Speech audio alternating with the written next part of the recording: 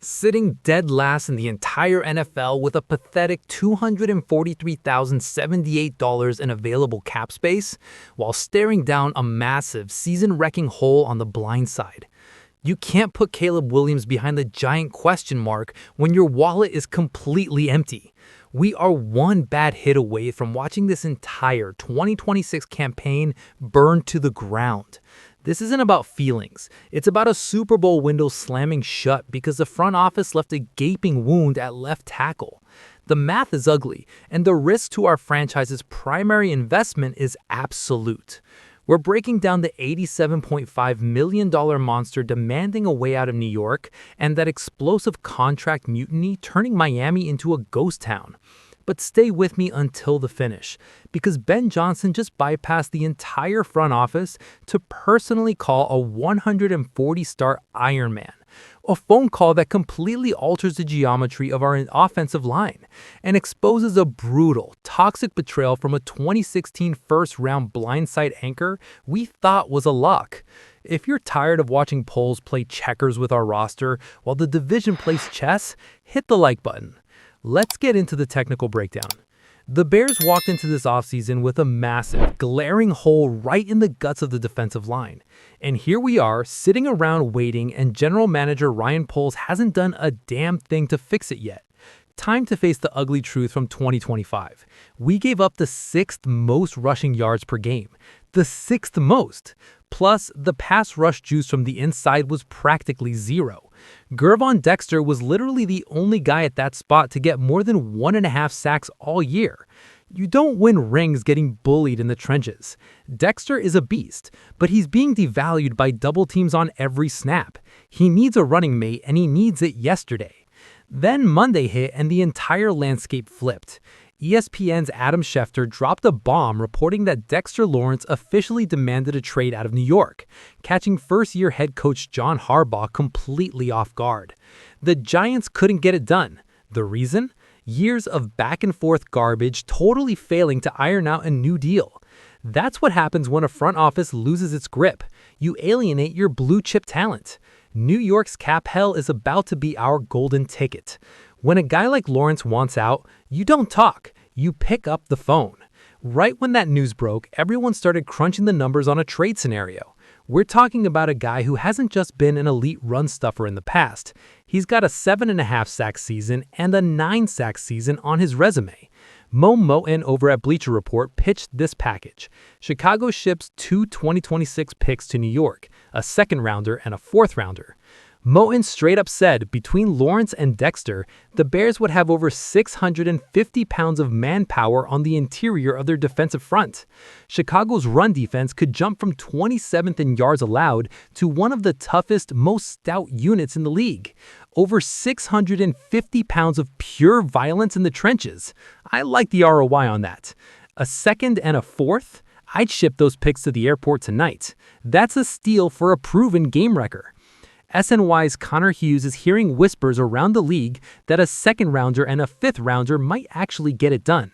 ESPN's Jordan Ronan reports some front offices think a straight-up 2nd round pick is enough, even though a few others swear Lawrence's market value sits at a late 1st round pick, putting our number 25 overall selection right in the crosshairs. Let's keep it 100% honest. His sack production completely fell off a cliff last year. Just a career-low half a sack in 17 games. He only grabbed 4 tackles for loss. The former 1st-round pick even posted his worst PFF run defense grade since 2021, sitting at a miserable 57.0. But don't get it twisted. His pass rush grade was still elite at 84.5. The numbers are a gut punch, but don't be fooled. When you're the only guy on a sinking ship worth blocking, you're eating double and triple teams on every snap. That 84.5 pass rush grade is the only metric that matters. Connor Hughes mentioned there's a belief that Lawrence's work ethic wasn't great, and he simply wasn't in good shape.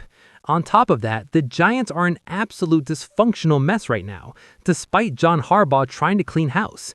It makes total sense that a fresh start in a real locker room would get him bouncing back. With our massive need on the inside, and with the team having real Super Bowl aspirations in 2026, the Bears need to go find out if he's still got that dog in him. But building a bully on defense is only half the plan. Poles is also hunting for a kill shot on offense. And the rumor mill in Chicago just caught fire all over again. Word just broke about De'Von Achane skipping the start of Miami's Dolphins offseason program, and it's got everyone in the city talking about a potential trade. Here's exactly what went down on Tuesday, April 7th. Miami's brand new head coach, Jeff Hafley, announced that his superstar running back was completely absent for the start of their voluntary workout program. Achane's flat out refusing to show up as he hunts for a massive new contract from a completely turned over front office down in South Beach. The kid's playing the only card he's got left in a market that's moving too fast for Miami's cap.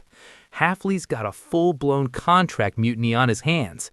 That's a nightmare for them, but a massive tactical opening for us. Achane absolutely shredded the league in 2025. He racked up more than 1,800 total yards from scrimmage, with 1,350 of those coming purely on the ground. This former 2023 third-round pick has crossed the goal line for double-digit touchdowns, 12 of them to be exact, for the third straight season. Miami is in full-blown panic mode right now. New general manager Jon-Eric Sullivan is tearing the roster down to the studs. They've already shipped out starting quarterback Tua Tagovailoa, along with superstar wide receivers Jalen Waddle and Tyreek Hill. This complete teardown has sparked serious talk that Achane, whose rookie deal officially expires next March, is the next piece to get moved before the 2026 season kicks off. It's a fire sale. Sullivan is liquidating assets. De'Von Achane in a Bears uniform, the explosive potential is off the charts. We haven't had a home run hitter with that kind of frequency since Matt Forte in his prime. Chicago already has a really solid 1-2 punch with veteran DeAndre Swift and Kyle Monanjai coming back in 2026.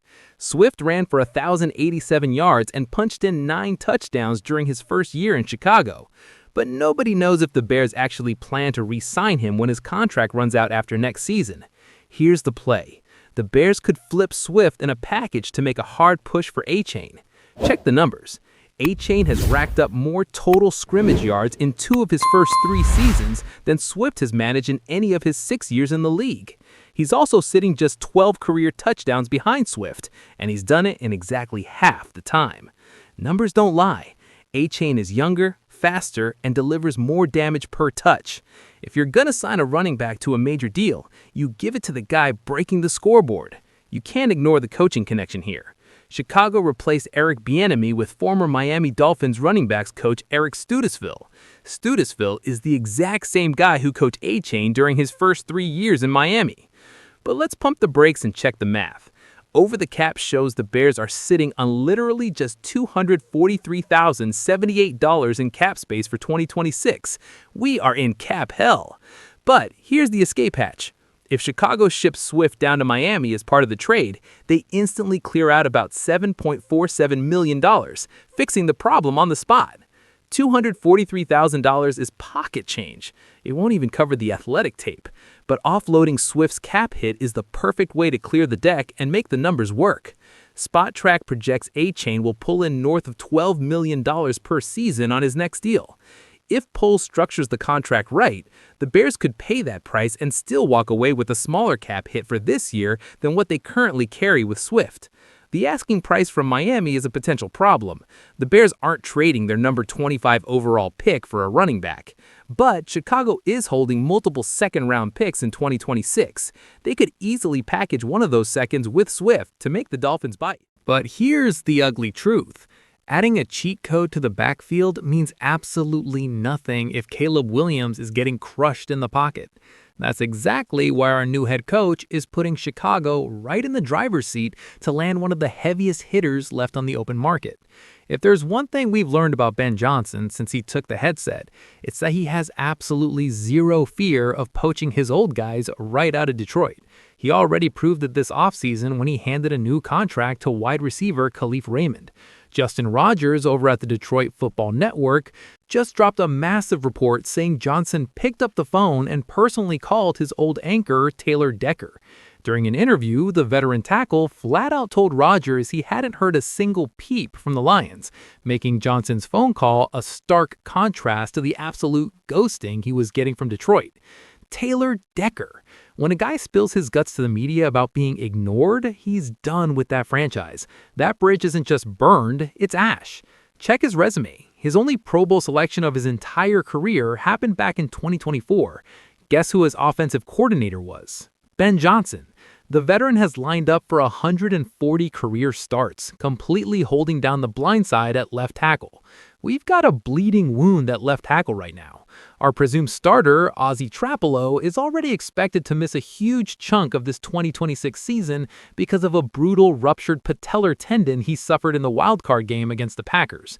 We're staring down a training camp battle between Braxton Jones, Theo Benedette, and Jedrick Wills Jr. just to find a starting blindside blocker. It's a mess on the edge. You can't put Caleb Williams behind a question mark. That's how you get your franchise investment carted off the field. If the Bears want a one-year rental, Decker is the most flawless option on the board. He already knows the offense inside and out. With Garrett Bradbury stepping in to replace our Pro Bowl center, Drew Dalman, dragging Decker into Chicago for a single year to hold the line is more critical right now than ever before. His exact words to Rodgers regarding Detroit were brutal. It's been radio silence. It's uncomfortable. It's awkward. It feels like a high school breakup where you can't even make eye contact. Despite getting absolute silence from Dan Campbell and Brad Holmes, Johnson reached out to connect. Campbell acts like a tough guy players coach, but he ghosts a 10-year veteran. That's fake tough. Johnson is the real deal. But here is the shocking reality check. Lions insider Justin Rogers just went on the Lions Collective podcast on April 6th and revealed his private conversation with the tackle. Decker flat out told him he feels dirty about the idea of playing for Chicago. He's aggressively anti-Bears. Johnson made the call, but Decker slammed the door right in his face. Bringing Decker in on a one-year rental made sense before Chicago handed out those one-year deals to Wills, Jones, and Benedette. And with our pathetic $243,000 in available cap space, this dream is dead on arrival. But there's a whole other angle to this. The Bears are keeping a close eye on this year's left tackle draft class. Ryan Poles was the only NFL general manager who showed up to Alabama's Pro Day, keeping a close eye on OT prospect Caden Proctor. On top of that, the Bears are hosting Arizona State tackle Max Iheanacho on a top 30 visit. The final question remains, should we bring in Decker? Yes or no? Leave your answer in the comments. If you appreciate the raw truth about Decker slamming the door on us, subscribe to the channel so we can keep building this community.